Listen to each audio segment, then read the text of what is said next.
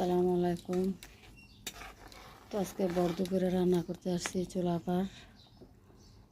বাইরে দেখেন প্রচণ্ড রোদ, রোদের জন্য কিছুই দেখা যাচ্ছে না। আর হঠাৎ করে বড় দুপুরে রান্না, কারণ মেহমান আসবে, হঠাৎ করে ফোন দিছে। মেহমান আমার বোনের বাড়ির বোন আসবে বলতেছে, এক জায়গায় গেছিলো, তা এখান দিয়ে আসবে, দেখা করে যাইবে আমার সাথে। তো মেহমানের জন্য আমি চাপা শুটকি কাটা করতেছি। আর এখানে ভাত হয়ে গেছে। আর সকালে মুরগি মাংস রান্না করছিলাম, মাছের তরকারি এগুলো আছে। গরমে অবস্থা টায়ার, কী অবস্থায় রোদ বাহিরে দেখেন, আকাশ নীল,